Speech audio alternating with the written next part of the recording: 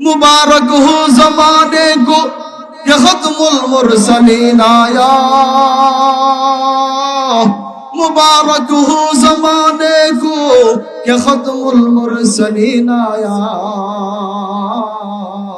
साहिब रहम बनकर रहमतल लिल आलमीन आया, साहिब रहम बनकर रहमतल लिल आलमीन आया। हकीकत के खबर देने बशीर आया, नज़ीर आया। हकीकत के खबर देने बशीर आया, नज़ीर आया। शहनशाही ने जिसके कदम चूमे वो फकीर आया, शहनशाही ने जिसके कदम चूमे वो फकीर आया।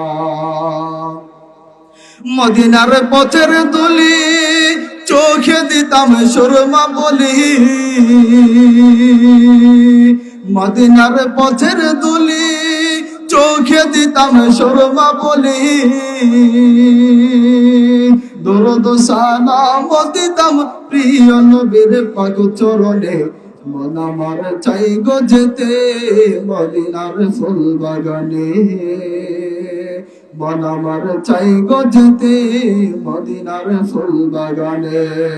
मन আমার রয় না বসে বাংলাদেশের কোনখানে, मन আমার চাই গো যেতে মদিনার ফুল বাগানে। আল্লাহর রাসূল সাল্লাল্লাহু আলাইহি ওয়াসাল্লাম ওনার উপরে দরুদ শরীফ পাঠ করলে সওয়াব আছে কিনা? আল্লাহর রাসূল সাল্লাল্লাহু আলাইহি ওয়াসাল্লাম বলেন, মান সাল্লা আলাইয়া হিনা ইউসবিহু আশরা ওয়া হিনা ইউমসি আশরা আদরাকাতহু শাফাআতি ইয়াউমাল কিয়ামা। আল্লাহর রাসূল কি বলেন দেখেন, চিন্তা করেন।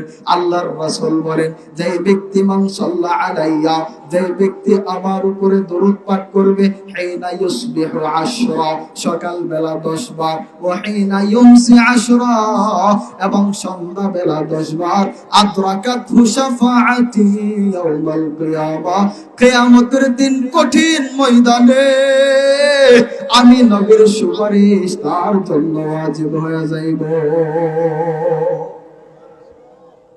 তাহলে আল্লাহর রাসূলের উপরে দুরূদ শরীফ পাঠ করতে হবে কিনা? বেশি বেশি পড়তে হবে, লাভ আছে। দেখে আল্লাহর রাসূলের উপর দুরূদ শরীফ পড়লে কেমন লাভ। আন্নাহু সামিআ রাসূলুল্লাহি সাল্লাল্লাহু আলাইহি ওয়াসাল্লাম, আল্লাহর রাসূল সাল্লাল্লাহু আলাইহি ওয়াসাল্লাম থেকে শুনেছেন, আল্লাহর রাসূল সাল্লাল্লাহু আলাইহি ওয়াসাল্লাম তিনি বলেন, মান সাল্লা আলাইয়া ওয়াহিদা, যে ব্যক্তি আমার উপরে একবার দরুদ শরীফ পাঠ করবে, সাল্লাল্লাহু আলাইহি বিহা আশরা, আল্লাহ তাআলা তার উপরে 10 বার রহমত নাযিল করেন। আল্লাহর রাসূল সাল্লাল্লাহু আলাইহি ওয়াসাল্লামের দরুদের কত ফজিলত। আল্লাহর রাসূল বলেন, কেহ যদি আমার উপরে দরুদ শরীফ বেশি বেশি পাঠ করে, তাহলে হাসরের ময়দানে, ওই কঠিন ময়দানে আমার কাছে এসে বেশি নৈকট্যশীল, আমার কাছাকাছি বেশি থাকতে পারবে। قال النبي صلى الله عليه وسلم, আল্লাহর রাসূল বলেন, আওলা الناس بي يوم القيامة أكثرهم علي صلاة। আল্লাহর রাসূল সাল্লাল্লাহু আলাইহি ওয়াসাল্লাম তিনি বলেন, যে ব্যক্তি দুনিয়ার মধ্যে বেশি বেশি আমার উপরে দরুদ শরীফ পাঠ করবে, তাহলে আওলান নাসি বি ইয়াউমাল কিয়ামা, কিয়ামতের দিন ওই দিন আমার কাছে থাকতে পারবে কোন ব্যক্তি? আকসারুহুম আলাইয়া সালাতা, যে ব্যক্তি বেশি বেশি আমার উপরে দরুদ শরীফ পাঠ করে। একটা ঘটনা বললে এই সাইড শেষ, আগের জায়গায় চলে যাব।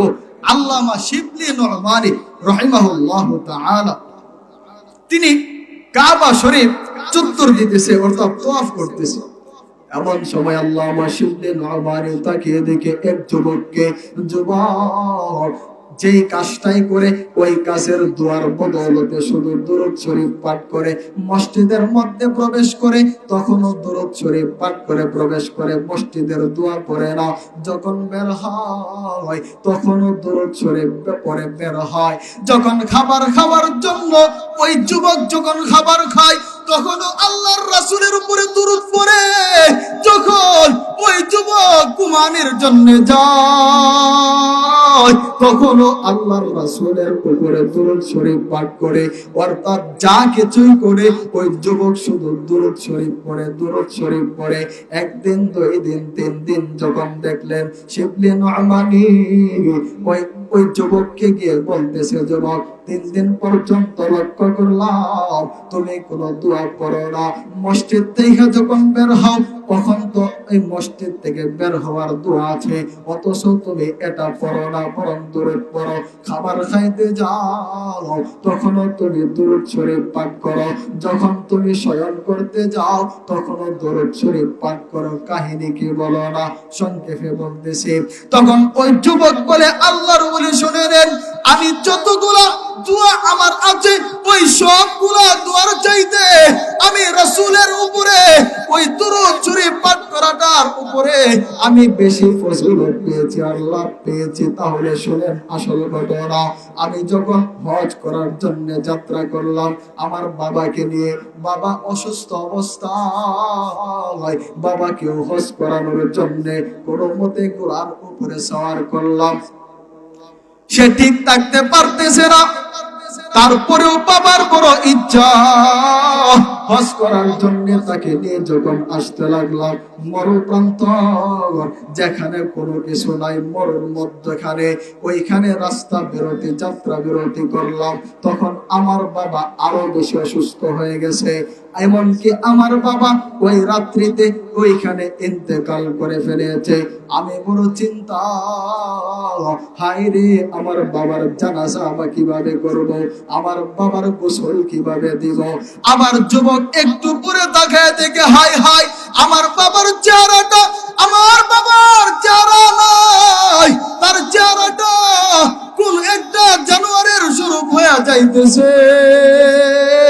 চেহারাটা বিবর্ণ হয়ে কোন জানোয়ারের রূপ ধরতেছে, এমনকি এমন একটা সুরত হয়েছে। যুবক বড় পেরেশান, আল্লাহ তাআলাকে ডাক দেয়, আল্লাহ আমাকে আপনি লজ্জিত করবেন না। এমন সময় কাঁদতে কাঁদতে যুবক ঘুমের করে চলে গেছে। ঘুমের করে যুবক গিয়ে স্বপ্নে দেখে, হায়, একজন ব্যক্তি সাদা কাপড় পরিহিত, কে যেন মরু প্রান্তর দিয়া তার বাবার লাশের দিকে আসতেছে। তার বাবার লাশটা তার চাদর দ্বারা ঢেকে দিয়েছিল যেন কেহ না দেখে। এমন সময় এক ব্যক্তিকে যেন তার বাবার কাছে আসতেছে। আয়েশা ওই যুবক স্বপ্নের মধ্যে দেখতেছে, ওই ব্যক্তি আয়েশা তার বাবার লাশটা আর উপরে হাত মুবারক, হাতটা একটু ডোলায়া দিছে। এমনি তাকায় দেখে তার বাবার চেহারাটা নূরে নূরান্বিত হয়ে গেছে। তখন ওই যুবক দৌড় দিয়ে গিয়া ওই ব্যক্তির পায়ের মধ্যে পড়ে গেছে। ওইরা বলতেছে, আপনি কে আর কোথায় থেকে আসলেন? তখন ওই ব্যক্তি বলতেছে, আরে শুনে নাও, আমি হলাম মুহাম্মদুর রাসূলুল্লাহ সাল্লাল্লাহু আলাইহি ওয়াসাল্লাম। আমি তো সরকারে কায়নাত রাহমাতুল লিল আলামিন মুহাম্মদ। আপনি কিভাবে জানলেন আমার বাবা এখানে ইন্তেকাল করেছে? তখন মুহাম্মদুর রাসূলুল্লাহ সাল্লাল্লাহু আলাইহি ওয়াসাল্লাম বলে, তোমার বাবা আর যা কিছুই করো, তার একটা ইবাদত ছিল প্রত্যেক দিন 300 বার আমার উপরে দুরূদ পাঠ করতে। কয়বার বলেন না? 300 বার।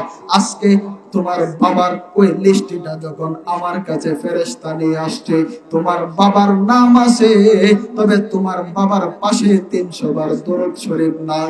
আমি জিজ্ঞাসা করলাম, ওই ব্যক্তির পাশে আজকে 300 বার দুরূদ শরীফ নাই কেন? তখন বলে যে এই অবস্থা, ইন্তেকাল করেছে। তার কি অবস্থা? বলে তার এই অবস্থা।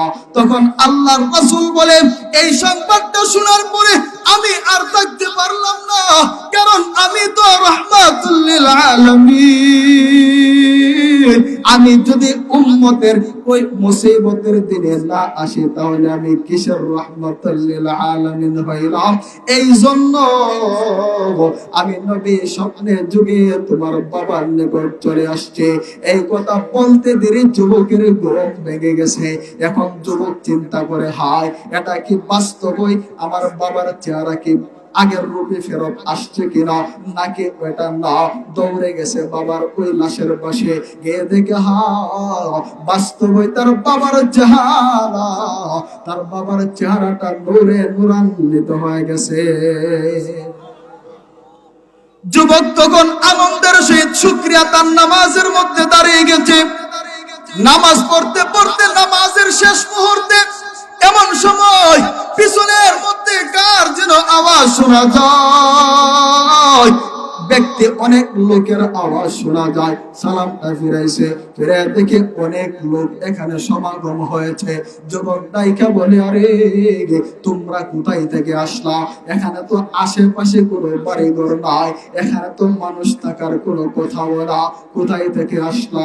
তখন ওই ব্যক্তিরা বলে, হায় রে, আজকে ফজরের আগে অর্থাৎ একটু আগে আমাদের দরজার মধ্যে কে যেন ডাকতেছে, হে মানুষেরা ওঠো না, তোমরা যদি কেহ চাও তোমাদের জীবনের গুনাহ মাফ করাইতে, তাহলে অমুক মরু প্রান্তরে আমার এক কুল আল্লাহর কুলি ওইখানে ইন্তেকাল করেছে, তার জানাজার মধ্যে তোমরা শরীক হও, তাহলে তোমাদের গুনাহ সব মাফ হয়ে যাইবে।